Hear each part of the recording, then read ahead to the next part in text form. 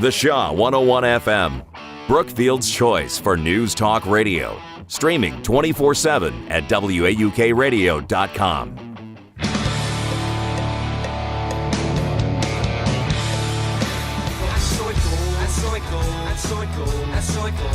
Cheese curds tossed in seasoning on a bed of Kringle-cut fries with a demi-glaze and cheese sauce drizzle topped with herbs and more cheese.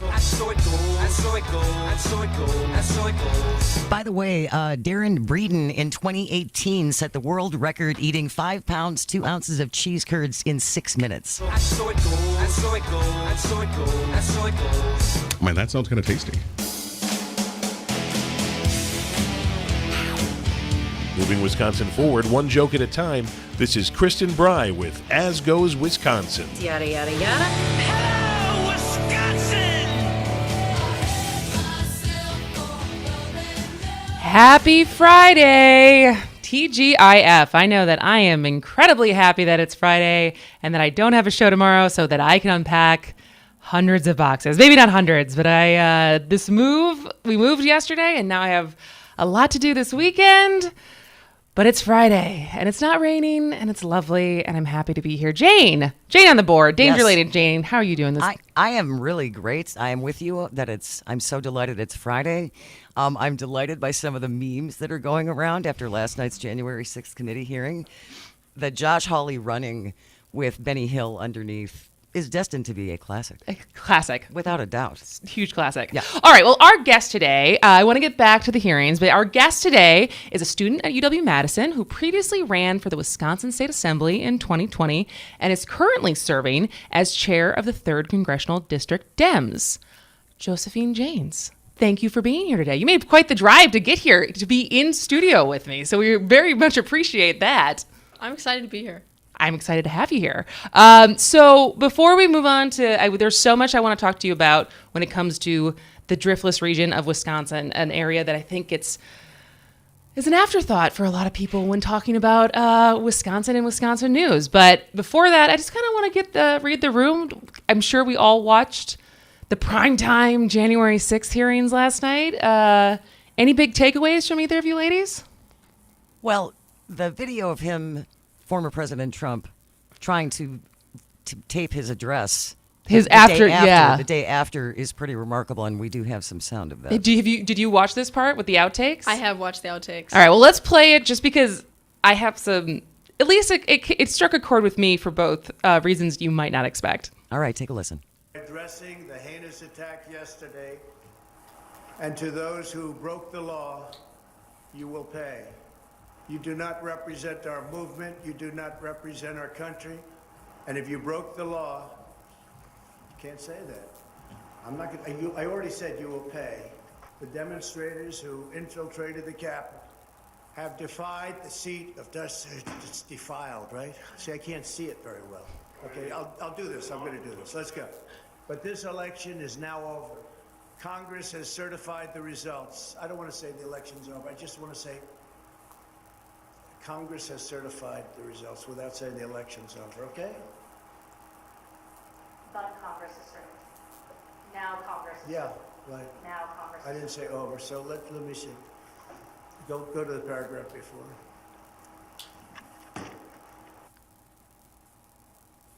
Okay? I would like to begin by addressing the heinous attack yesterday.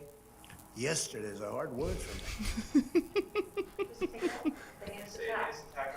Good. Take the word yesterday, because it doesn't work with the heinous attack on our country. Say on our country.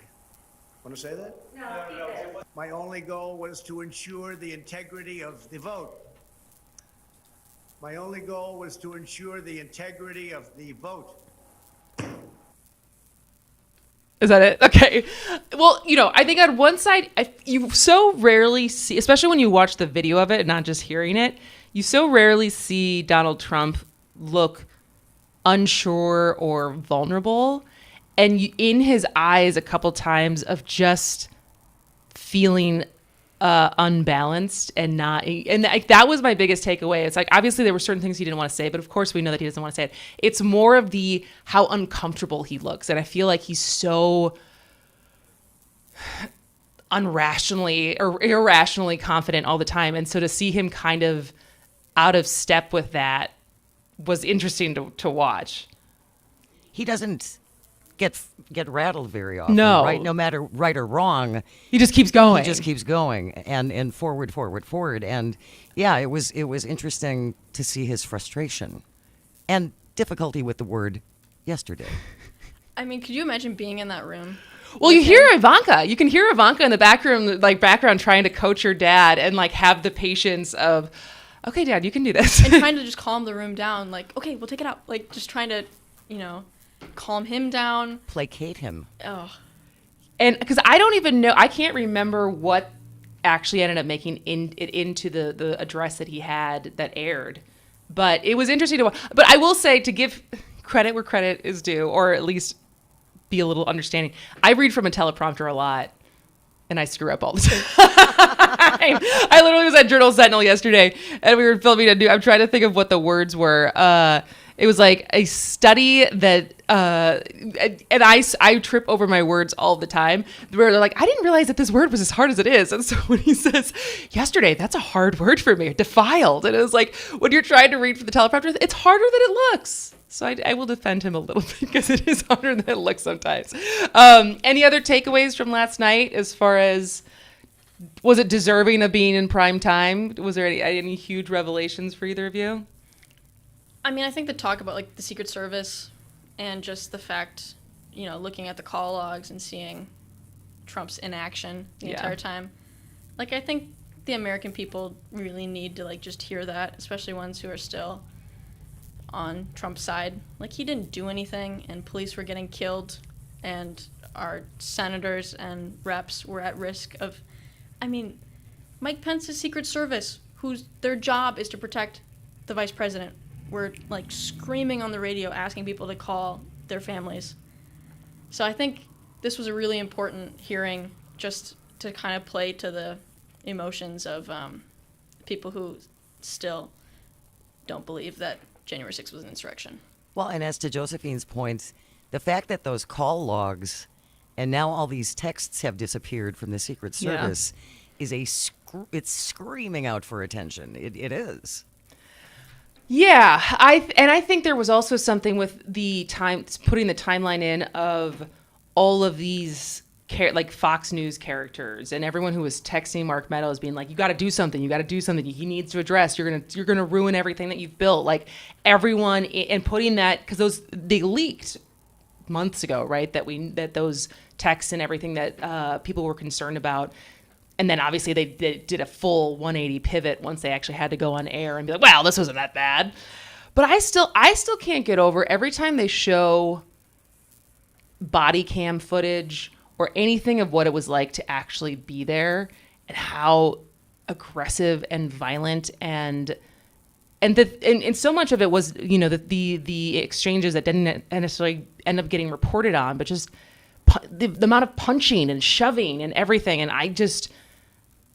it makes me so uncomfortable every time I see that, and how anyone can watch that and be like, well, come on, it wasn't that bad. I think it's a miracle that none of our senators or reps died during that. Let alone, like, from a heart attack. You see all those old men running. Like, the fact that they all survived, I think we're very lucky. I think we're very lucky. Yeah, I think we're lucky too. I think it's making a difference. I don't know. I think it's maybe a good pivot point as far as you come from a much redder part of the state than I've ever lived in. I've lived in Madison and Milwaukee, which is two of the bluest parts of the state. But have you seen any minds start to change from the people in your community? I don't know if the hearings are impacting that, but I know, like, right when January 6th happened, I mean, a lot of the people where I live, they're like common sense Republicans, like the old Republicans. They're the like Republicans the 90s Republicans. They're the Republicans who still went and got vaxxed, because they believe in vaccines, they believe in science. And I think watching the assault on our Capitol was, I mean, they felt disgusted. Like, that's, they weren't the ones storming. Like, that wasn't their crowd. I think that's when the whole election fraud really, they kind of drew the line there with the insurrection. So if the hearings are helping or not, I think they are. In my part of the state, I'm not so sure the impact they're having. I guess we'll find out So, because yeah. there is an election coming. So with that, actually, we should talk about where in the state you're from. So you are from, like, not Richland Center, but like in the Driftless region. Yeah, Vernon County. Yeah, okay. And that is where you ran for Wisconsin Assembly in 2020 at the ripe age of 18 years old. Yeah. Had you even graduated high school yet? Not when I announced. So I announced a little over a year before the election. So I actually announced the day before my 18th birthday, October 2019. And so you were a senior in high school? I was a senior in high school. And you knew that you were going to be able to legally run because you would be 18 by the time the election. So wait. I was 19 by the time of the 2020 election. Okay. I turned 19 like a month before the election. So, and which district was it? The 96th. The 96th. Okay. And so what, I mean, me in my senior year of high school, granted, I was not doing nothing. I was in LA trying to be an actress, but that's a little bit more trivial, I think, than I'm going to run for Wisconsin State Assembly. And so how were you that activated that you were like, instead of, oh, I'm going to work on a campaign or I'm going to join a campaign or, because at that point, 2020 was a huge election year that there's so many different campaigns you could have been working on. How did you decide, no, I'm going to run for assembly? So I've always been political. I was born in Washington, D.C., or Alexandria, Virginia, right outside of Washington, D.C. So I've had an interest in history, government, politics, like my entire life. Like, I don't remember learning about politics. Like, it's just always been who I am, which is funny because my parents weren't super political before 2016. It was just kind of an independent. I started watching The West Wing in 5th grade. Like, who? What? But in 2018, I got involved with the assembly candidate who was running, Paul Burr, phenomenal candidate. He lost by just under 1,000 votes, like the closest that district's ever been. And it was gut-wrenching because I thought Paul was the best candidate. And when I found out he wasn't going to run in 2020, I was like, well, who's going to be the next candidate that I will put my full support behind, that I'll believe in? And then I thought, well, why not me? God, the confidence. This is the kind of confidence every young woman needs. All right, well, I want to keep hearing about this story and what it was like to run. So stay with us. We're with Josefine Jaynes on As Goes Wisconsin with Kristin Brey.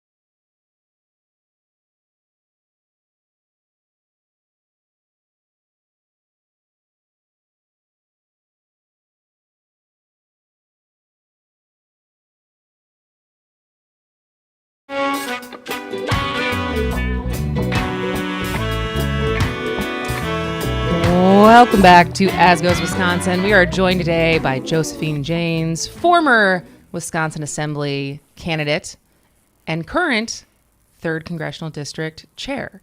So we're talking about how, you don't know this for a fact because no one's really looked into it, but when you ran at 18 for Wisconsin Assembly, you were arguably the youngest candidate to ever win a contested primary in Wisconsin. Yeah.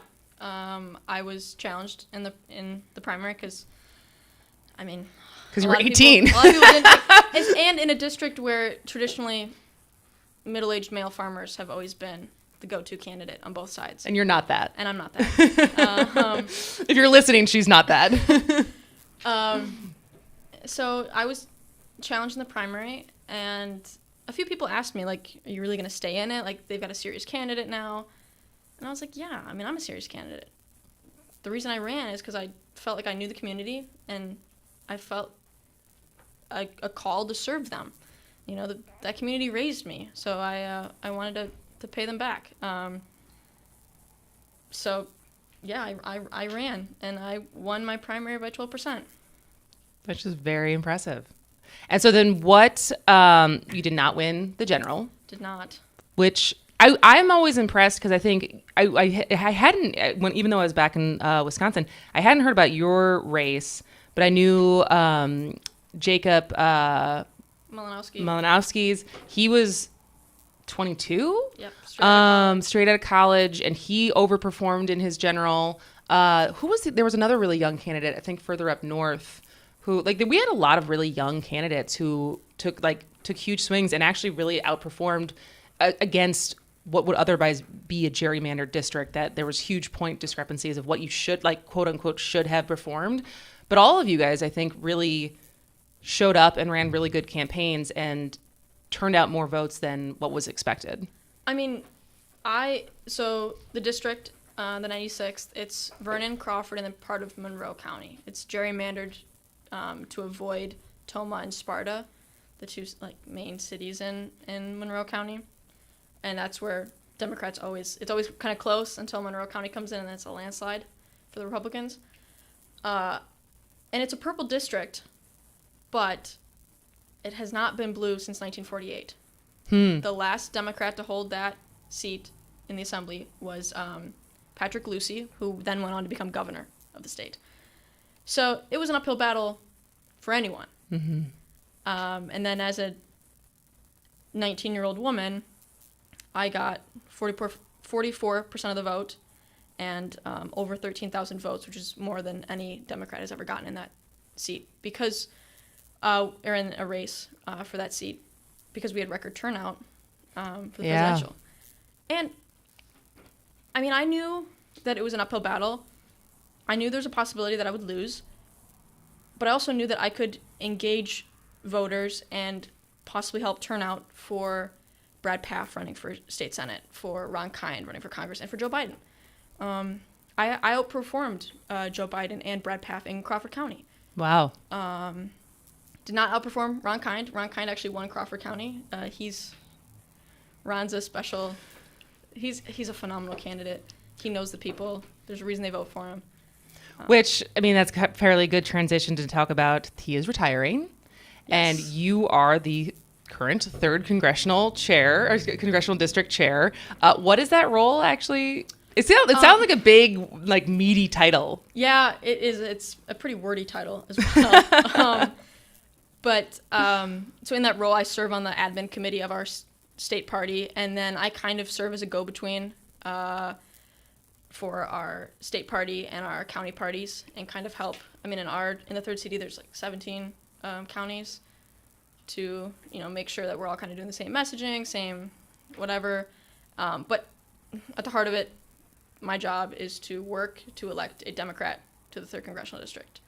And when I was asked to run, I was told it was a really easy job because it's Ron Kind. Ron Kind knows what he's doing. So as long as you stay out of his way and help him when he needs help, you're good. And I was like, I can do that. I was on the ticket with Ron Kind. I have a great working relationship with him. Awesome, let's go. And then 2 months after I took the position, I get a call. hey, Josefine, it's Ron Kind. Just want to let you know I'm going to be announcing my retirement later this afternoon. And I was speechless. Like, we were on the phone, and he had to go, are you still there? Because I didn't even know what to say. Because my entire life, he's been the rep. Which is, I mean, I will say, in 2020, I made a bunch of videos on down ballot candidates, and I had joked about how many terms he's been in office. And you could, even though he's a very good candidate and he's done a very good job, there's ideas about term limits and stuff because he's had that job for a really long time. And so, because you are young, but you're not that young to be your entire life. Well, actually, I had a conversation with someone while I was running, and they talked about term limits and asked if I believed in them. And I was like, I think obviously people shouldn't be in office for decades at a time. And the person said, I agree. I think we need term limits for everyone except Ron Kind. So that's the thing is, like, people, they voted for him because he gets a lot of heat from people in other parts of the state, both Republicans and Democrats, because they think he's a fence sitter, that he doesn't like to take a stand, he doesn't, he's just there. He represents who votes for him. Yeah. He represents his constituency phenomenally. He's elected by Republicans and Democrats. So, yeah, he crosses the aisle. But that's what you want. That's what you want. That's what it's supposed to be. You want a rep who, he doesn't just represent the people who vote for him, he represents everyone in the district. And, I mean, I'm a huge fan of Congressman Kind. Yeah. Well, when we get back, we're going to take a break for the bottom of the hour. But when we get back, I want to talk about the people who are running to take his place. And so, because there's four candidates that I think we've heard less about because of the over-indexed attention the gubernatorial and Senate race primaries are getting. But I want to go through the candidates, and then we'll talk about the Republican candidate who makes headlines often. All right, join us when we come back on As Goes Wisconsin with Kristin Brey.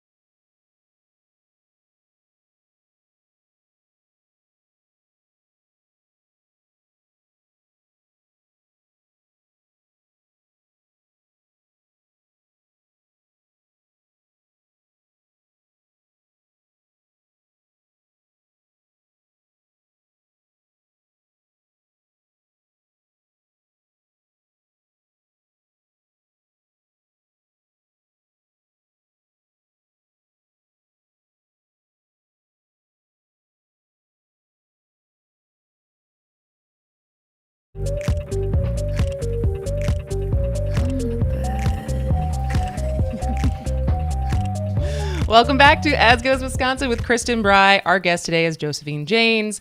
And we are going to talk about a pretty competitive, I think a competitive race, but that certainly on this show in its 3-week infancy, most of the races we have given a lot of attention to, which I don't think is unique to this radio show, is talking about the Senate, Democratic Senate primary a lot, talking about the gubernatorial Republican primary a lot. But, and I think in statewide elections, that is usually the elections that are the most competitive in Wisconsin. But we have a competitive primary for, because there's no incumbent for the 3rd Congressional District, because Ron Kind is retiring this year. And this is your district. You are the chair of the 3rd Congressional District. And so what should we, in the part we're sitting in Waukesha right now, obviously no one in southeastern Wisconsin is going to be voting for these candidates. However, we also are streaming this show live, and we have people who watch on YouTube and Facebook and Twitter who live all over the state. So, including my parents, who are in the 3rd Congressional District because they live in Wisconsin Rapids and their neighbors live in Wisconsin Rapids, and I have a lot of family there. So, what should they know about the 4 people who are running to replace Ron Kind? Not replace, to try to vie for his seat that he's done such a good job with for 2 decades. Yeah, we've got 4 phenomenal candidates who are really. It's a really diverse group of. That's what it seems like when I was looking. Yeah. Region of. It's a big. 3rd CD is a big. Yeah. It's a big chunk of Wisconsin. So we've got 2 candidates from the northern part of the state, 2 from the southern part of the state. 2 women, 2 men. It's a perfect mix of candidates. So we've got Ron Kind has endorsed Senator Brad Pfaff as his choice to replace him. Brad worked for Ron previously, and he served as he was appointed Secretary of Ag in Wisconsin, but then he challenged the Republicans and they denied his appointment. So then he got elected. And was that in 2020? It was right before. It was 2019, because then he ran for state senate and then is now serving along with the people who denied his appointment. Because I think I remember, because I was still, when I got back, it was so much drinking from the fire hose of what has happened since I left. And I remember reading that story of him as a kind of, I'm not sure if he would have qualified it as this, but kind of like a middle finger of oh, you're not gonna confirm my appointment. I'm just gonna run, and you're gonna see me every single day. Because he said, hey, we need to do something about farmer suicide rates, and the Republicans were yeah, we don't want to talk about that, and then they fired him, basically. So then he was fine. So then he ran for office, and now he's sitting alongside the guys who fired him, and he's now here I am. Deal with it. And then we've got Deb McGrath, who her dad was Al Baldus, who served. He was the last Democrat to serve before Ron Kind. There was a Republican in between, but so her dad, she grew up with a congressman as a father, traveled the district. She's a vet. She served in the CIA, so she's got a lot of an intelligence background. She's served her country a lot, yeah. Yep. Rebecca Cook is a small business owner from Eau Claire who's running, and then we have Mark Newman, who is a retired physician from La Crosse. So we've got 4 candidates, all of whom have served their communities. Yeah, it doesn't sound like there's anyone who's just kind of an outlandish, why are you running? What background do you have? It seems like everyone has pretty significant resumes as far as diverse resumes, but as far as appealing to different parts of the district. And so has it been cordial? Has it been competitive? Has it been, because I think that's kind of been the synopsis of, at the Senate level, it's been a lot more cordial than potentially what Rebecca Clayfish and Tim Michaels are scrapping through right now. And so not being in that part of the state and hearing as much news from there, what has the primary been like? I think you obviously have to be impartial, so I'm not going to ask you who you're supporting. It's been very, very cordial. I think between the fact that there's a lot of Midwest nice in that part of the state. Yeah. You know, it's just kind of like, you don't attack, you know, especially a primary opponent. Like, that's your party. Like, all of them are focusing on the Republican opponent. All of them are focusing on Derek Van Orden and his mess. And I mean, he gives them a lot of ammunition, a lot more than any of these candidates give each other, you know? Like, it's a lot easier to attack Derek Van Orden for all the crazy stuff he does than it is. Has he gotten any good nicknames yet? I was thinking about that this morning as I was prepping for the show. I was like, Derek Von Vader. I thought that was kind of funny, but I don't know if that's enough of a play on words. Because he has certainly, he makes himself, he makes the headlines a lot as far as the resume of gaffes. I don't know if that's how you want to put it, but I would say he lost. He ran in 2020 against Ron Kind, and it was a pretty close race. Was it like 51-49? It was really close, yeah. And he hadn't run for anything previously, though, right? No. And so he kind of came out of nowhere. And he's a carpetbagger, like not there you even go. from here. Where is he from? I don't know where he's from originally because, I mean, he's lived all over as a Navy SEAL. You know, he's been stationed variously. And he doesn't talk about it. He doesn't talk about that he's not from here. Well, yeah, because that's a... Because you don't want to Because Wisconsin loves Wisconsin. I mean, people really... But not even that, but just like in western Wisconsin, like in rural areas, you know, we're really proud of the people that come from our communities. Like, we're most proud of, you know, the youth that we raise. Mm-hmm. So the fact that we have, you know, Rebecca Cook, who grew up on a dairy farm in Eau Claire, and Deb McGrath, who grew up with a dad serving this district, you know, and I think she's from like Menominee. We've got Brad Paff, who grew up on a dairy farm in La Crosse, and then Mark Newman. I'm not sure where Mark Newman is from originally, but he spent decades as a physician, you know, serving kids in La Crosse. So all these people are people who have, you know, they were either raised here, but they've impacted our community in a really great way, and they've tried to serve our community, and they love where they're from, and our community loves them. And then have Derek Van Orden just move to wherever he feels like it so that he can run for the seat. It's like, I don't know. Where is he living? What city does he call home? After the 2020 election, he just decided to move to Prairie du Chien, which happens to be in Crawford County, which happens to be one of the counties that Trump won and Ron Kind won. Interesting. Like, this man's, like, he came to our community to run. Mm-hmm. All the Dems are running because they're part of the community. I think that's a very important, like, difference. Distinction, yeah. That's, yeah. So I think it's worth, this is probably not even an exhaustive list, but he was at, as we started the show, talking about the January 6th hearings and what happened that day. Derek Van Orden was there. He claims that he left before any of the violence started, and I don't think anyone's been able to prove otherwise, but he also used campaign funds to fund his trip.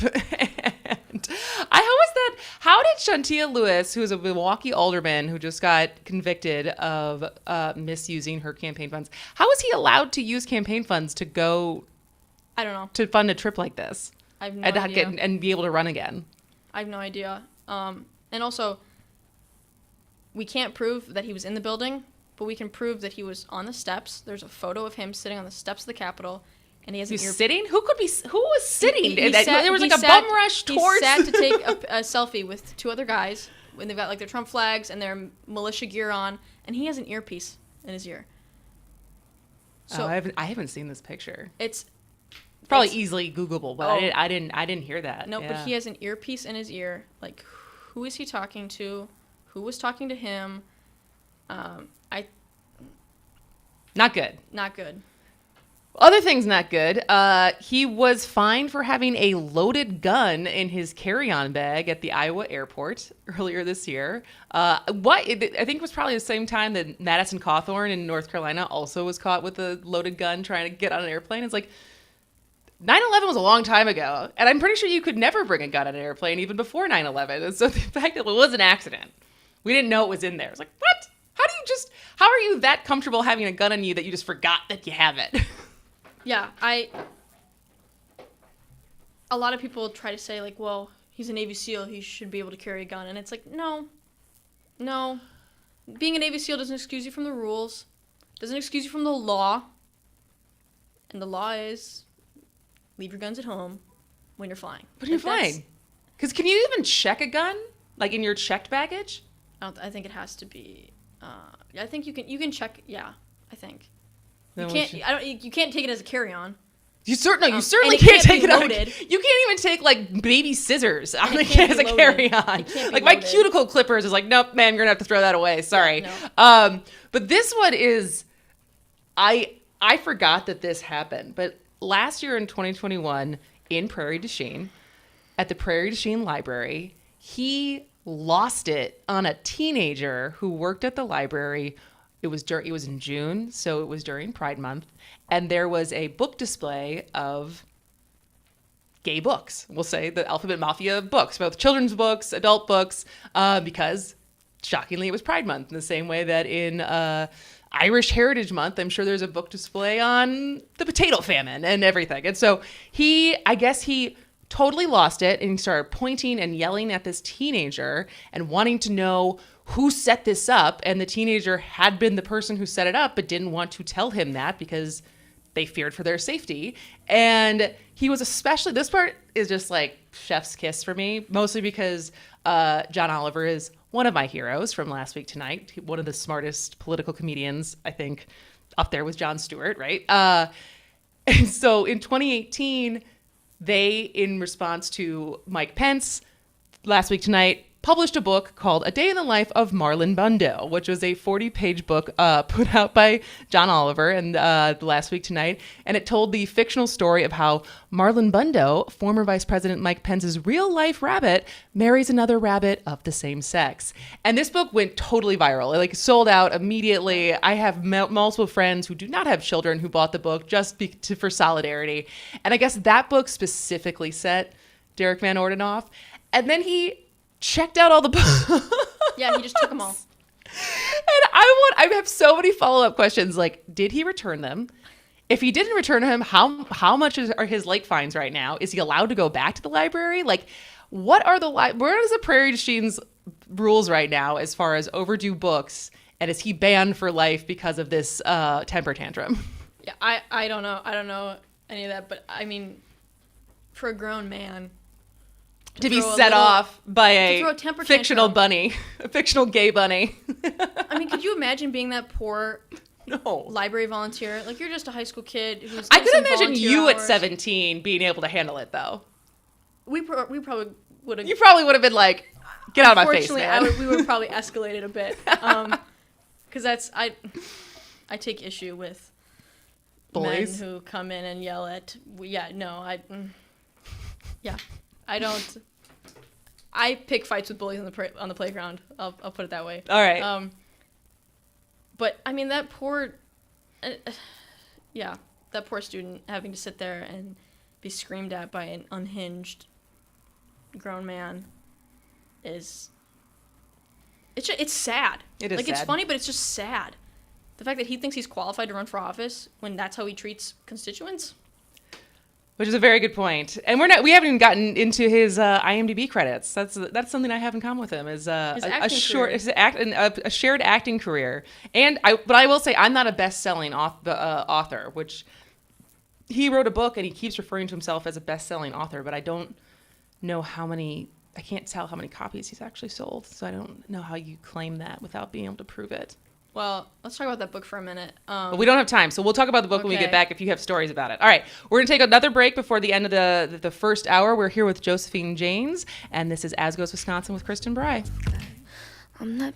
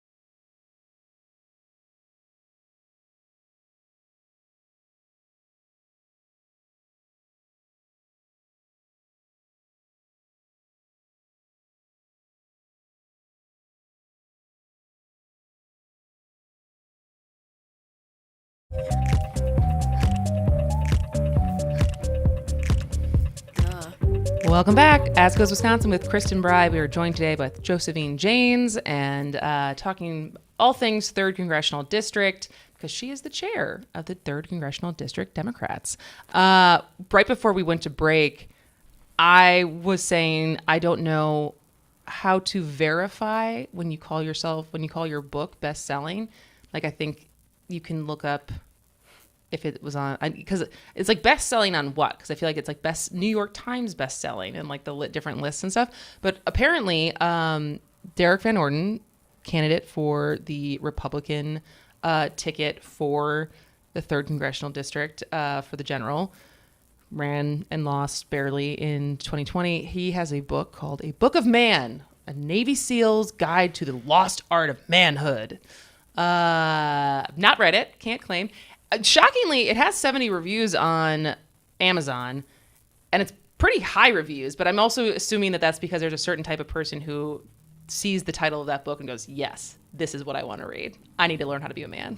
I feel like next Pride Month, the Prairie Library should include that book in their Pride section and see what he does. See what he does. You know, set it up there. Just give real conflicting feelings of like, well, but you said that there's a pretty unsettling story in said book. He, in his book, he tells a story of how when he was in the when he was a Navy SEAL, how he brags about sexually harassing female officers, and it's, as a woman, like the fact that my potential future congressman brags about sexual harassment and doesn't even understand that what he did was sexual harassment is incredibly concerning. And then also, as the daughter of a retired lieutenant colonel, my dad retired from the Army in 2010. Like, growing up, in my house, I had an example of military leadership every day. I watched my dad, I watched his colleagues. Like, that was my example every day. And to hear Derek Van Orden brag about being a leader in the military, like, that's not military leadership. Mm-hmm. And I feel confident calling him out on it because I know what military leadership is. So I just, his book about how to be a man, I take issue with it. Yeah. So do you feel like your gut instinct, as far as having grown up in the communities that you've grown up in, now worked in politics and in different parts of the western part of the state, is this time around, do you think that, because he was such a newcomer in 2020, and it was still so, not that we're out of MAGAverse, and this concept of, the people who are endorsed by Trump or that are still, I think we talked about earlier this week, there's at least 120, I'm sure that he actually falls into that, but there's at least 120 Republican candidates who have won their primary, who will be on the general election ballot, who are flat out election deniers. I'm assuming he is one of those. But do you hear, because like you said, a lot of the Republicans that got the vaccine and stuff. And so are any of these stories of kind of his bad behavior breaking through and changing people's minds? The problem is there is not a whole lot of reporting on his behavior. It gets like one headline maybe. Well, I think the headline I found about the bunny, the bunny story, I think it was the Milwaukee Journal-Sentinel, which doesn't really help because I'm not sure how much distribution there is of that. And also, he's good at campaigning. He's a good politician. I'm sure people who aren't from Western Wisconsin who have heard of him probably are familiar with his Twitter unhinged moments. Which are? I don't follow him. I've seen a couple little combatant moments between him and Representative Mark Pocan. Mark Pocan is a strong ally to the 3rd CD. He goes after Derek Van Orden every opportunity he gets. But on Twitter, like, anyone who contradicts him, he either blocks or he tries to dox. Like, he wants to know who they voted for, who they've donated money to, where they live, and he tries to prove that they're trolls when a lot of them are actually his possible constituents. Like, he's, like, blocking people who, like, he would be representing if elected.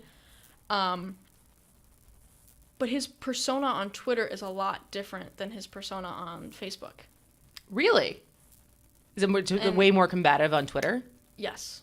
He's more, because he understands his audiences and uses Twitter to try to get more of a national following, where Facebook is used for Peepaw. local.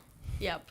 Peepaw. Peepaw to 8. Everywhere he goes, he takes a selfie with someone, and he's like, "Oh, loved seeing so and so at so and so event." He's good at making people feel special. You know? Is he? Have you met him in person? I have met him once at the Vernon County Dairy Breakfast this year. I saw him. He had gone over to talk to Senator Brad Pfaff, and I saw him, and I made a beeline for Brad, and I was like, "Oh, Senator!" And I just made an effort to be like, "This guy has a title, and you don't, because you lost." And then he was like, "Oh, I'm Derek Van Orden." I was like, "I know who you are," and that was it. All right. He didn't want to talk to me anymore. I think you could tell that we weren't gonna have a fun conversation. But he's just, you know, you never hear him talk policy when he's with Does he people. have a platform? His platform is just, you know, Democrats suck and Joe Biden is mentally unhinged and, you know, gas prices are too high. Like, his whole platform is just bashing Democrats. Everything wrong with America is Democrats' fault. It's So like a very Make America Great Again platform. He's endorsed by Trump. Well, no, I know that much. But, like, so he has not necessarily made a great case for how well he understands the issues that are going on the western part of Wisconsin. He avoids talking policy as much as possible. Interesting. It's very just, "Hi, I'm a nice guy, and I'm running for office, and I'm a former Navy SEAL. I served our country." Like, he's doing values-based messaging. Which, funny you should bring that up, because that, we're going to go to a break soon, but talking about the narrowing Venn diagram between the Democratic Party and rural Wisconsin / rural America. And this is not a new topic, but I often feel like these conversations happen with people who are like me, who have no idea what we're talking about because we are city folk. And so I'm fascinated to hear what you are trying to scream at the Democratic Party to start to understand when it comes to getting out of Milwaukee and Madison and Green Bay and, like, the bigger cities, of actually how to talk to people who need some representation. And so a big part of that is values-based messaging, which I don't know if everyone knows what that is. So I'm excited for us to talk about it. All right. Well, we're going to take a break for the top of the hour news, but we'll be back at 1:06 with As Goes Wisconsin with Kristin Brey.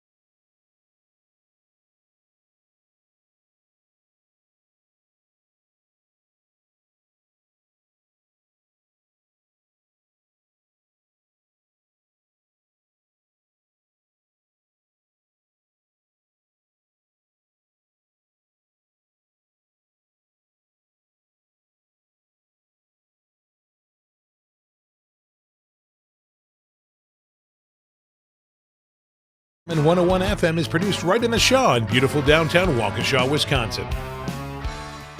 WAUK 540 AM, Franklin's choice for News Talk Radio. Streaming 24/7 at WAUKradio.com. If you live in the country on a farm like me, then the barn's the tallest building that you ever will see. We get up in the morning, we go out and feed the chicks. And What song are we listening to right now? It's a classic from Sesame Street, the Country and the City song. Oh my God! I don't think I know that classic. I feel like that was written by what the stereotype of living on a farm is. It's like something I would write, being like, I don't know, you collect chicken eggs. Exactly. Which is funny because I recently had one of my bridal showers with my dad's side of my family. My aunts last weekend threw me a bridal shower, and we played one of those games where, like, what does the bride prefer, this or that? And some of them was, like cookies or ice cream. I was like, I don't know.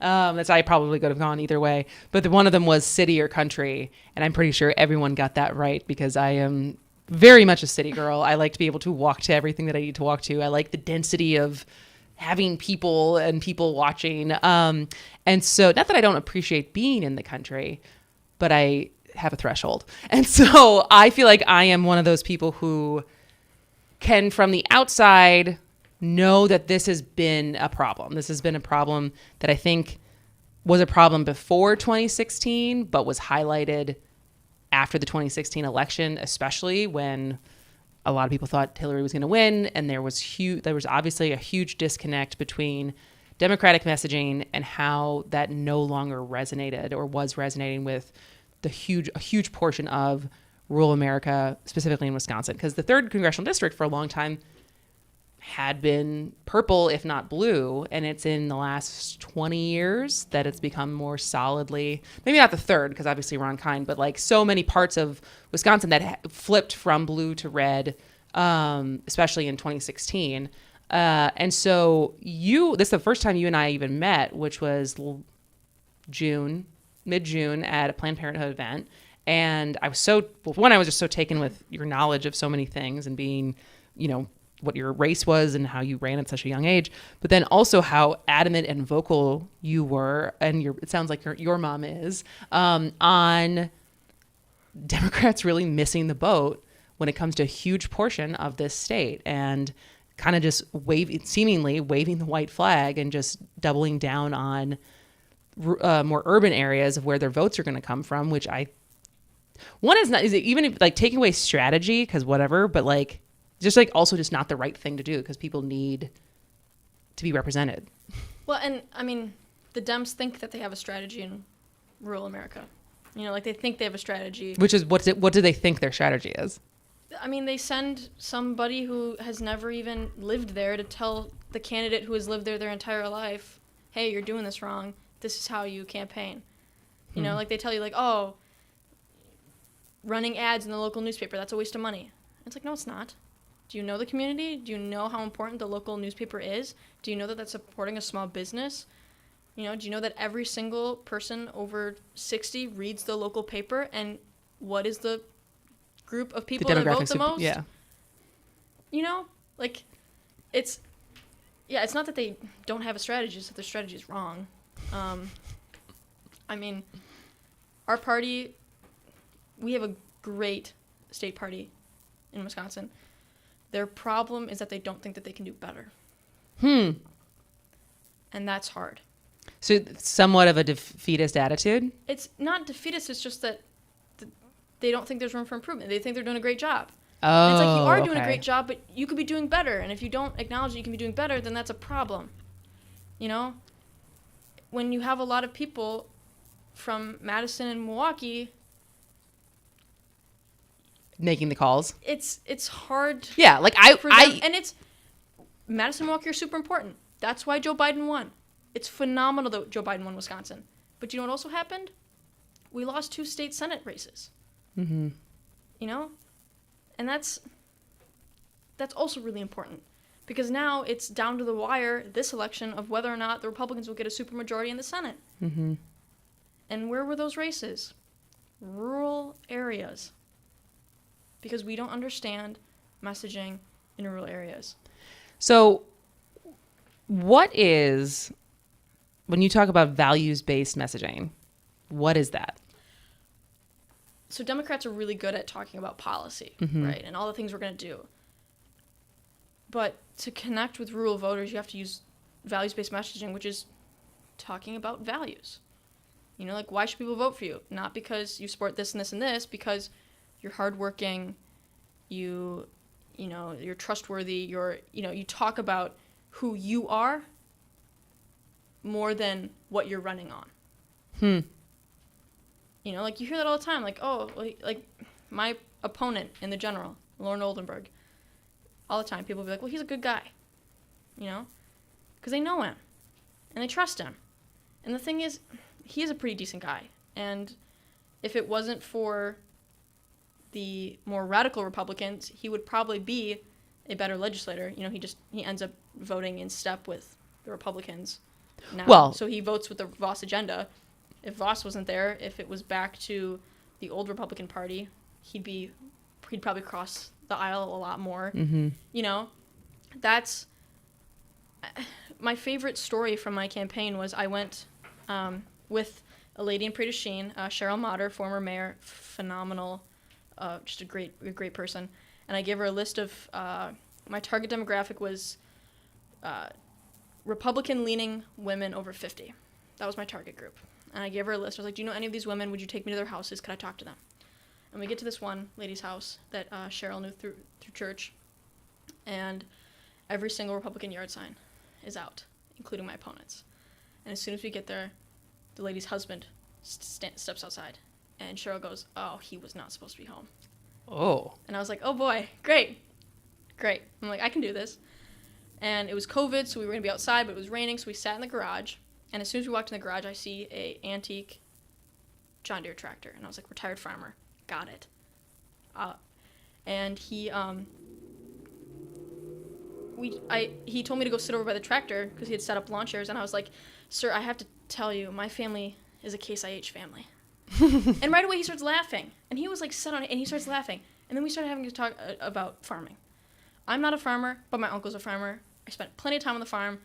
You know, I've done my share of fencing, of chasing cows. Like, we had a great chat. Have you ever tipped a cow? Sorry, I couldn't help myself. Go. Keep telling your story. No, but so then we just had a conversation, and through my discussion with him on just our time on a farm, he learned, you know, hardworking. Like, there's a work ethic there. There's a love of community. You know, there's we talked about faith. We talked about church. Because I was really involved in my church, and we didn't even talk policy. We just talked about farming and just stories. And then at the end of the conversation, he had one last question for me, and he said, I'm still voting for Trump. And I knew that he wanted to kind of get in a fight with me about Joe Biden. And I said, sir, I'm not really interested about who you're voting for president. I'm here to talk to you about the 96th. And again, I didn't play into it. Mm-hmm. And he was like, oh, okay. And then we kind of talked some more just about the area and whatever. And 2 weeks later, when I was driving past his house, he had every Republican yard sign up but mine, and then mine. Really? Wow. So he took your opponents down and put yours up. And I got, I mean, not in trouble, but I was told that I should have advocated for up-ticket races. And I was like, had I engaged with him about the presidential election, not only would I have lost his vote for me, but I wasn't changing his mind. There's no way I could change his mind about the national election, but I could change his mind about my race. Maybe that made him vote, or at least consider to vote for Brad Pfaff, at least consider to vote for Ron Kind. You know, like, I got him to cross the aisle, you know, cross his ballot one time. These people are reachable. Mm-hmm. They're reachable if we talk to them about what they care about. You know, they're approachable, but if you go right in there, guns blaring, talking about really divisive issues, like, you're trying to fight them. Mm-hmm. You know, like, you don't even want to. And I think a problem with Democrats is we're not good at talking with people, but we're really good at talking at them. Mm-hmm. And that can be really condescending when people come in, like with farmers, you know, a bunch of Dems who aren't even Who've never from set there, foot who've on never a, set foot like on a who've farm, only set foot on a farm for who a photo didn't op. get my joke a few minutes ago about John Deere versus Case IH. Those type of people, and come in and tell the farmers what they need to do.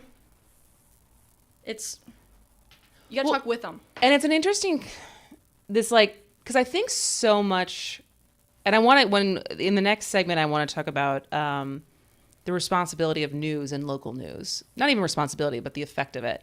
Because I'm interested because everything has become so nationalized of how people consume news, and the topics that get so much more attention is what's happening in DC and the Bidens and the Kamala Harrises and the Trumps and the big national conversations. And you hear, even for local radio, right, because that's what is the low-hanging fruit of what everyone else is talking about, so you talk about it too. And so instead of digging a little bit deeper and talking about things that are happening in your own backyard, it's easier to talk about that. It's a lot easier to have opinions on people you don't know and will never know and never actually talk to.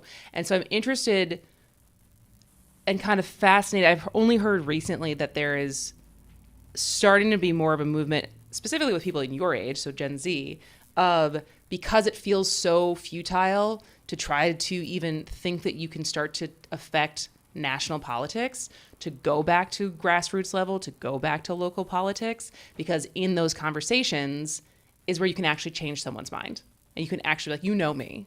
And at least we can find some common ground on some stuff. I may not be able to change your mind on the national side of it, but at least in this conversation, I can. So again, I think that is the idea that you have to advocate for Joe Biden and not just for yourself, because on a national scale, that is a very different conversation of what the president's going to do versus what you're going to do in the 96th. And so I'm excited to think if there is maybe going to be a swing in the other direction of instead of always focusing so much on national stuff that feels so broken, it feels a little bit more manageable to start trying to fix stuff in your community and in your backyard.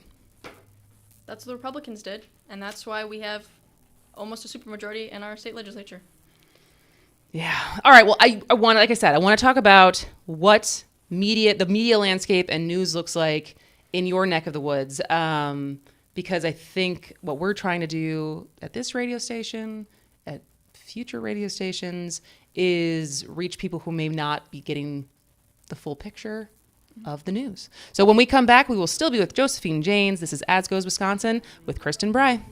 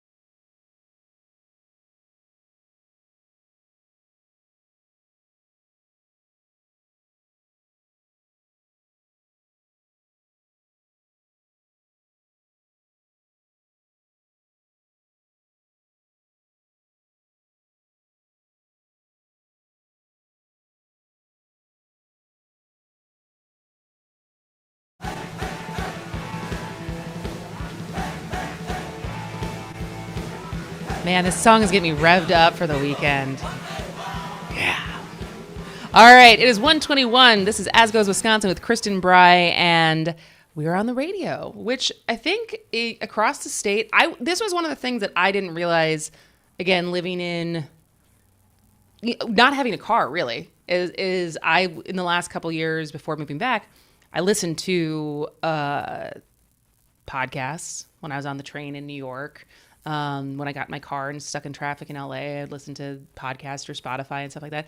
And I didn't realize how many people really still listen to the radio, especially in Wisconsin.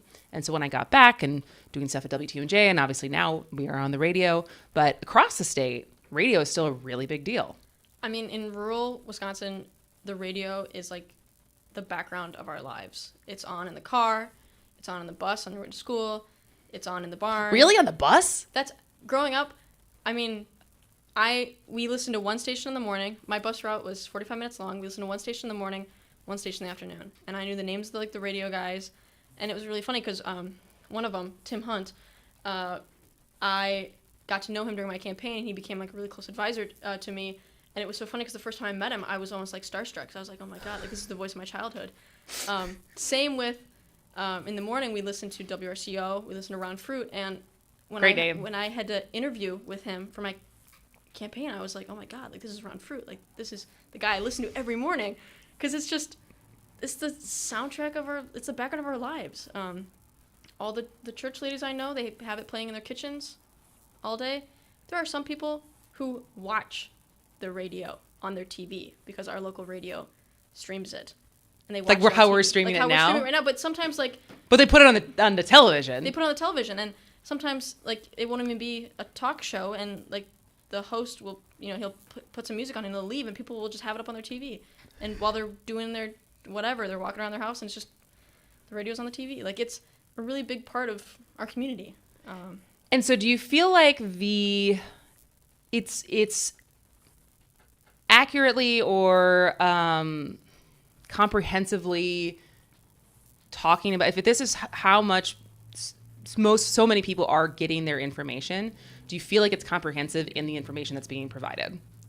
I think it's safe to say that there may be there's a news desert, but there's not a media desert. Okay. Right? Like say more about that. We have our local media, and we love our local media. We've got our radio, we've got our newspapers, but all of that, like everything in rural America, it's underfunded, right? So like our local newspapers, we have some really dedicated people who are keeping them alive, but they're understaffed, they're underpaid, and the whole operation is just underfunded. So they can't do what they want to do. And I mean, our local paper is one of the most important things. I mean, they are the ones who keep our local governments in check. They're the ones who are attending the meetings, who are posting agendas, posting minutes. They're the ones who are letting us know what are our local electeds doing. And without them, there's really no one to hold them accountable. So they're really important. But the problem is just the funding isn't there.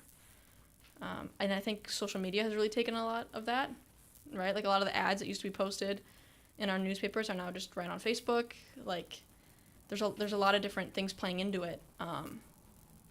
But I mean, one of our local papers though is absolutely phenomenal. We've got two really, really dedicated people who are doing phenomenal reporting. The Crawford County Independent, Charlie Presser and Jillian Pomplin, they are phenomenal. But it's because they love what they're doing, right? They're not doing it for the money, because there's very little. Because they don't make a lot of money. No, but they love their community, and they love writing, and they love journalism. So, but what happens when they retire? Yeah. So we've got good people who are trying to keep it afloat, but we're definitely at a risk of. Well, and that's what I think is interesting, because so much of the money has gotten, what we said before the break was how national everything's become. And that was my big thing when I came back and I started As Goes Wisconsin. I had lived in these big cities in the time that I had gotten really into politics. It was so easy to consume so much information and so many different, not even just information, opinions on what was going on nationally. And you think about the amount of media outlets who, whether it's Vox or Vice or Fox or HBO and the just in the political comedy realm, there were so many different shows, let alone the actual media outlets and news outlets that were doing it and trying to do it in different innovative ways and really making it easy and accessible to bring the news to you on your social media feeds, whether you're on Twitter or Facebook or Instagram and now TikTok. And, and so it's, and because that's the widest audience, because if you're talking about things and it's a media company that wants the most views and the most eyeballs, whether it's for for advertisements or for subscriptions, and so you talk about stories that are relevant to the most amount of people, and so it becomes easier if you are someone who's seeking news to get that news fed to you, especially for people our age who more likely get our news from our phones versus the newspaper. And I came back and I realized there's a ton of really great local journalists, like down the state level and even more locally, who do really good work. The outlets that exist are still much more traditional, and trying to bridge the gap of being more innovative, being more digitally savvy, being better on social media, and competing with how much national news we all intake, because those are the outlets that have so much money to be able to spend and do new things and make it more available. And so much of the money is getting sucked out of state, even at the state level, let alone the local level, of having the resources to do innovative things, let alone do even the traditional things and pay people to pay a living wage to be able to have people do that.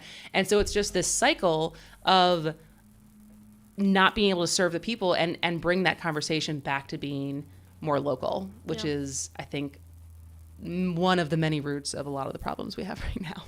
All right, well, we're going to take a break, and when we come back, besides news deserts, talk about some of the other issues and potential solutions that are happening along the Mississippi and even a little further inland from that. All right, this is As Goes Wisconsin with Kristin Brey.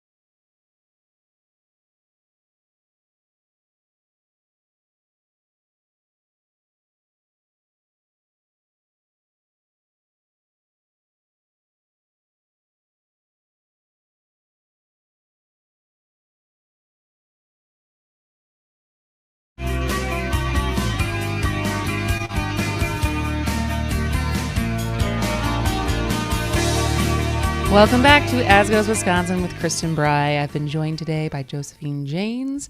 And so as we have spent basically most of the show talking about the driftless, I mean, what's your preferred? Is it the driftless region? Is it the 3rd Congressional District? Like, what do you feel like is the most encompassing way to talk about like the western segment of Wisconsin? I mean, that's probably the most encompassing way. It's just saying the western part of the state. But yeah. I mean, I really love the term driftless just because, like, there's no other place like it in the entire world, right? Like, that's where the glaciers missed.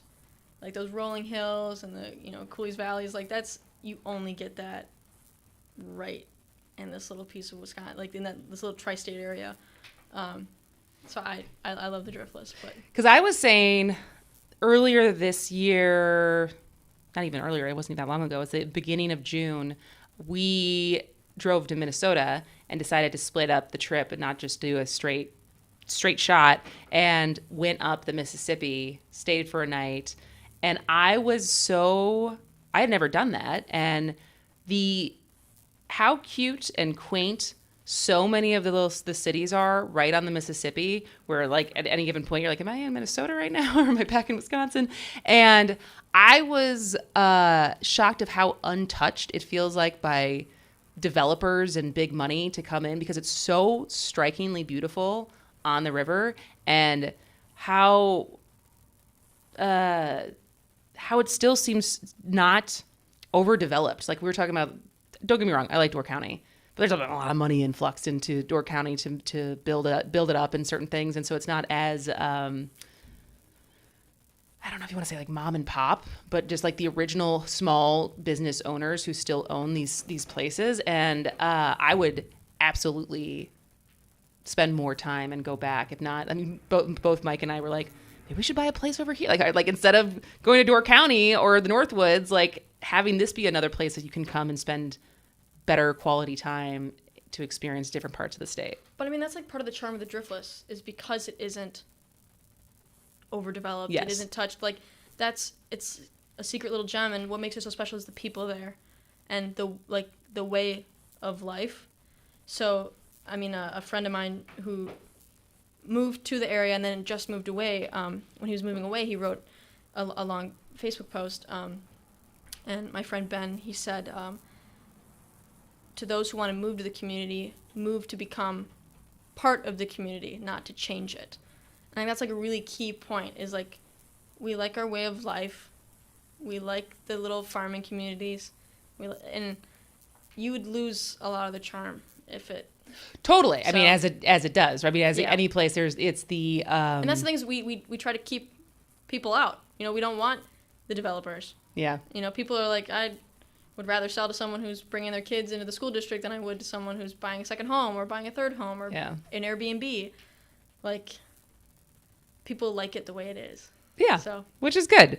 So speaking of the way it is, as we've been talking about whether it's values-based messaging or how Democrats do or do not show up in different parts of the state. So when it does come to actual policy and issues and things that need to be solved in that part of the state that are serious topics, what comes as like the top things that you think need to be addressed that are either not being addressed or have been, and there's still more to be done?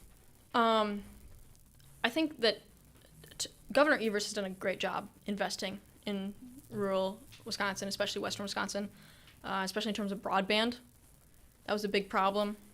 A lot of people lacked broadband access, and Governor Evers has delivered on that, has flooded our communities with money to help increase the amount of residential homes and businesses that are connected now and have high-speed internet. The problem is that Dems aren't talking about it, Like, there's no one, people don't know that. And what happens is our local Republican electeds take credit for it. So it's like the governor's doing all this great work and Republicans are taking credit and no one's contradicting them. Because sometimes even the Dems in the district don't know that the governor's doing it. Like, the messaging campaign needs to be better. I mean, the grants that the governor has given out, his administration, for small businesses. I mean, Vernon County alone, my county, small businesses have received over 800 grants. Like, that's a lot of money. It's a lot of money coming in. Vernon County received just under $1 million for broadband expansion, for internet. And also, like, the grants for small businesses, some of the small business owners are Republicans. Yeah, totally. You know?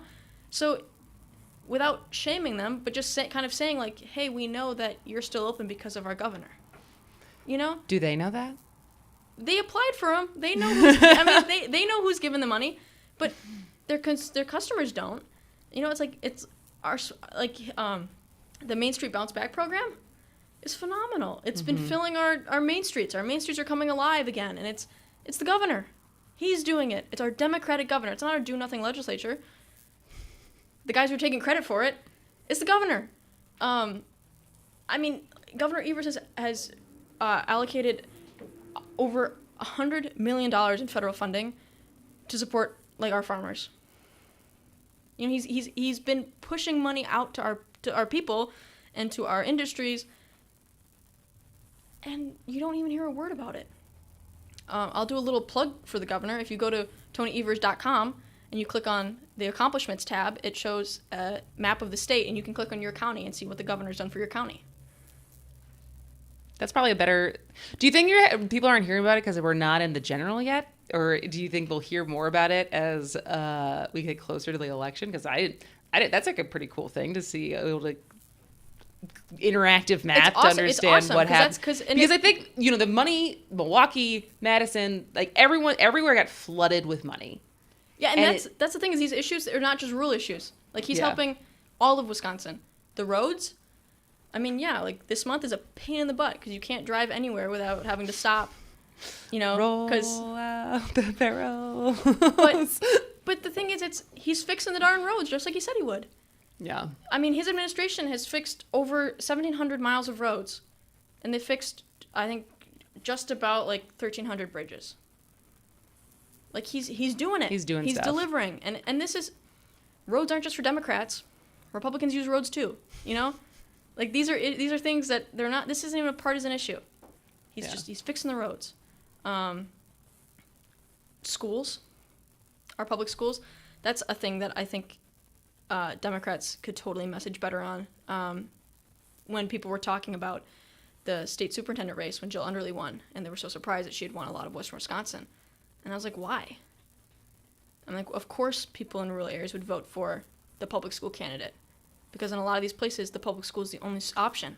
Well, we talked about that yesterday. My friend, who is an executive director for a choice school in Milwaukee, and I was trying to have him explain, because in southeastern Wisconsin, this is a hot button issue when it comes to choice schools and charter schools and public schools, and I had brought that up, and I said, you know, often the idea of choice schools, it's even baked into the name of, like, giving parents choice. But that only really works when there's enough when there's choices. When there's choices, and there's enough students to populate so many different schools that multiple schools can have enough kids to even be a school, right? And I was like, you get to a lot of parts of this state, and that doesn't even seem like a viable option, because there's schools already public schools shutting down, because as population declines in different counties, there's not enough kids to fill that school anymore. Like, I think in Palmyra Eagle, which is where my fiance went to school, this is in southeastern Wisconsin in Jefferson County, but they almost split up the school because they're like, well, we don't have that many kids left, so we're going to bus these kids to McWanago, and these kids can go bus to this school. And so it's like, that doesn't even feel like, in so many parts of the state, like, we need the public schools to work because we got kids to send, and so it's not like we're going to split them up into this one school and send them over to this public school. I mean, yeah, I graduated in a class of 33 kids. Wow. Maybe 36. Under 40. You know, like, small. Yeah. I knew all my classmates. I knew their parents. I knew their birthdays. I knew their grandparents, where they lived, like, small. And a lot of our rural, towns, most of them qualify as villages. They're called the village of whatever. They rely on the public school. Like, the public schools are like the heart of our communities. People take so much pride in their schools. And they're public schools. And also, Western Wisconsin, there's a lot of poverty in Western Wisconsin. Mm-hmm. So a lot of these parents, even if they could drive their kids somewhere else, they can't. You know, even if they wanted to, they can't. They're working 2 or 3 jobs. You know, the kids are waking themselves up to get to school because their parents have already left, you know, to go to work. Like, the public school is the only option for these kids, and it's their only way out of that poverty. Public schools are, I mean, Act 10 was devastating, you know, and that we're finally starting to catch up to where we were in funding before that even happened, you know, 10 years later.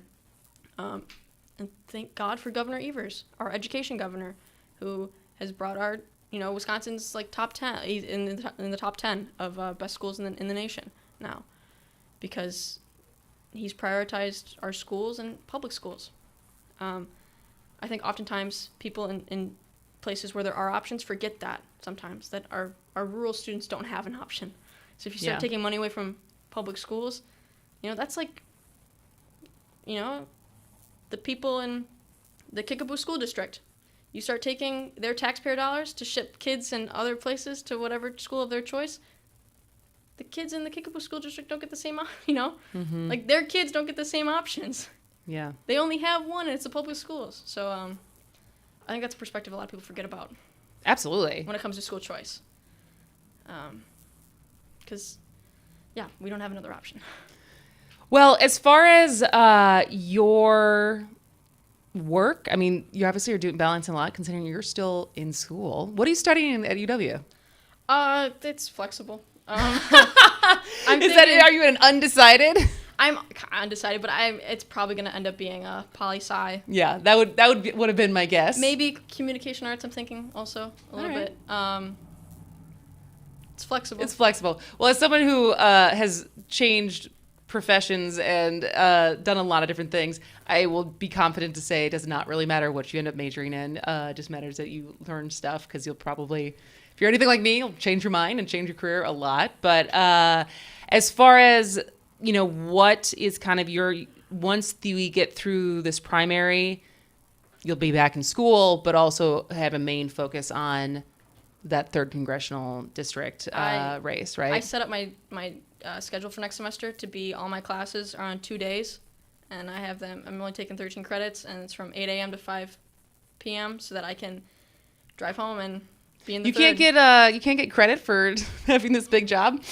That seems like a waste. No. You can't get like a lot of poli-sci credit for like, hey, I'm going to help a congressman get elected. I don't get any credit for that. It's technically a volunteer position. I'm not paid, and I'm pretty sure the school's requirement is only like you can't get paid for your job. All right. So you should investigate that. You should try to get some credit. Call it an yes, internship. Absolutely. Well, we're going to take a break, and when we come back, it's actually, did you know that it's the Waukesha County Fair this weekend? I did not. It's actually already started. I have never been to the Waukesha County Fair, but we have the executive director of the Waukesha County Fair, Chrissy Gluge. Did I pronounce that? Did we think? All right, we're going to ask her when she comes on, but she's going to join us because I would love to know. It's Wisconsin's oldest county fair. Really? Yeah. Which I didn't know, but now I do. And so when we come back, we will talk to Chrissy, hear what we have to do. Maybe I'll stop on my way back to Milwaukee to get some tasty food on a stick, because I'm sure they have some of those. But are you going to stick around? Yeah. Josephine will stick around, and we'll be back in just a minute. As Goes Wisconsin with Kristin Brey.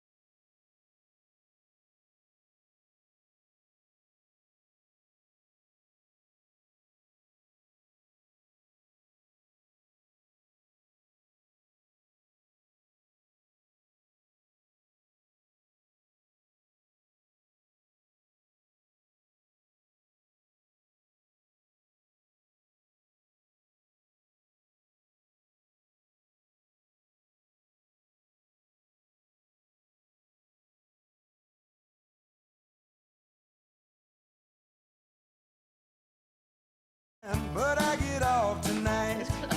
I got a date with a girl, a pretty rancher's daughter. Back to As Goes Wisconsin. Jane, is this Chris Ledoux? Is Chris Ledoux? Good ear, Josephine. Gosh, that's impressive. I would not have guessed. What is your? How do you do? I don't. Who is this person? No, he was a real country singer. Like he A was real country. What's a fake country singer? He was on the rodeo circuit, and then his fellow rodeo guys, Rodeo riders- clowns? Rodeo No, artists? he was a bull rider, or I don't know if he was a bull rider or a bronc rider, but he participated in rodeos, and his fellow riders thought he was a great singer, so he started selling cassettes at the different circuits, and then he became a semi-famous country singer. And my cousins really like country music, and they loved Chris Ledoux. They went through a rodeo phase for a little bit. And so when I was little, I was like obsessed with Chris Ledoux. And he passed away in 2004, and I was that's like the first celebrity that death that impacted me personally. I was so upset. But he did a song with Bon Jovi, and he also did a song with Garth Brooks. He was good friends with Garth Brooks. Well, there you go. But There you can learn a new artist. yeah, That's I awesome. thought I recognized that voice. All right. Well, we are going to be joined in just a second. I think she's still connecting to her audio. But this weekend is the Waukesha County Fair, which is the oldest county fair in Wisconsin. And we've just been joined by the executive director of the Waukesha County Fair, Chrissy Gluge. Am I pronouncing your last name correctly? Oh, Chrissy, can you hear us? We having some mute problems, I perhaps? think I'm hearing her. No. I can see her on the Zoom. Yep, me too. I just can't hear. Minor technical issues. Minor right technical now. issues. And so This we can see happens. Chrissy, and she's at the fair, and we can see the Ferris wheel behind her. But we just can't hear you right now. Chrissy, are you muted? And we have her unmuted on our side. See, this is the thing with technology. I know. If instead of doing the Zoom, just having someone be able to direct it. Well, it looks fun. I would say what I can describe what I can see. I can see the rides behind her, and I'm sure that there's going to be incredible treats that I wouldn't mind going by and getting some. Like you said, there's always something fabulous on a stick. Always food on a stick, man. Josephine, do you have a favorite food on the stick? No, but at the Vernon County Fair, there was these guys who were there for like decades, who made cheese curds that were like the best cheese curds in the entire world. That's a strong claim. Best cheese curds in the entire world. It's a claim I'm willing to make. Well, Chrissy, I can see you. I feel so bad that we can't hear you. Give me a thumbs up if you can hear us. Not All right, even that. She can't hear us either. Okay. Well, maybe we'll try to get Chrissy back on Monday and hear how the fair actually went. Maybe I will stop by this afternoon and have my firsthand experience for the first time of what the fair was like. I know we had Mike Crute, who is colleague, Devil's Radio founder, was there yesterday. They got some rain too. They had some weather go through there yesterday. Well, I saw it was like a flash flood yesterday. I looked outside, and for 5 minutes it was just started raining, and then all of a sudden by the time I went outside, it was nice again. I was like, well, that was weird. Yeah. But yeah, I'm excited. I'm also excited for the state fair.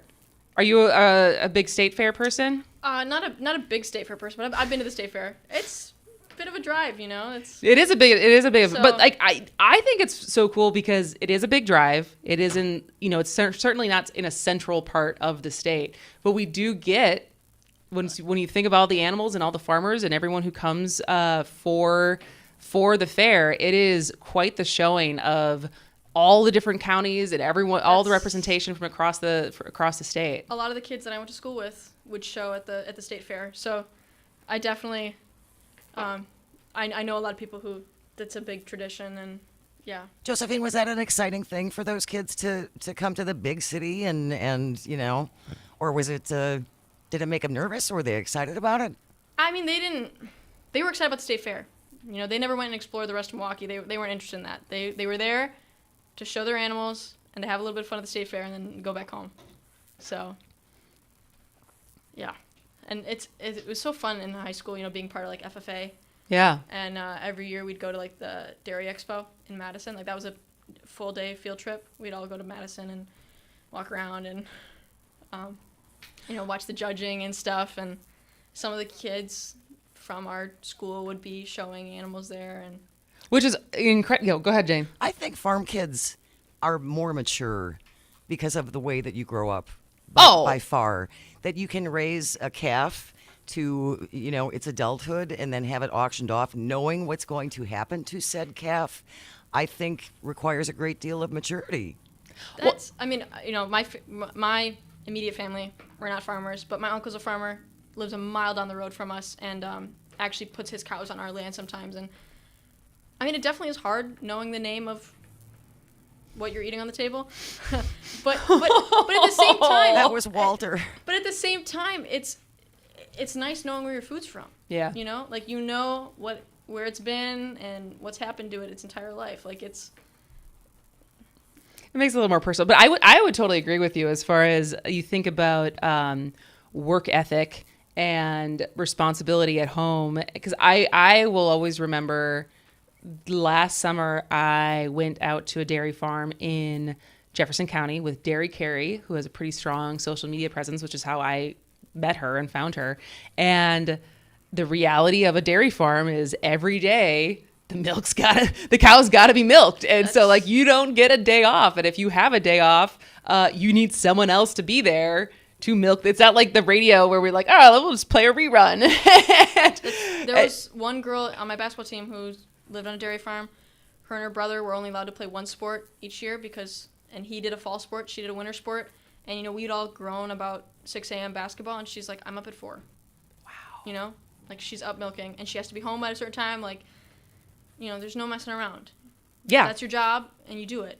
Because that's, yeah. Yeah, that is, I would agree with you, Jane, and I'm sure you agree with Jane, as far as there's a different level of responsibility and maturity of what it takes to be a farm kid than certainly I had. Well, and the equipment that they're trusted to use. Yeah.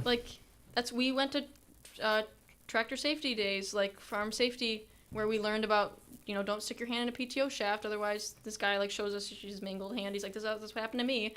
So it's you're trusted with really powerful equipment and at a young age. And you're confronted with the realities of life and death and sex and procreation and all of those things that I think a lot of city kids aren't.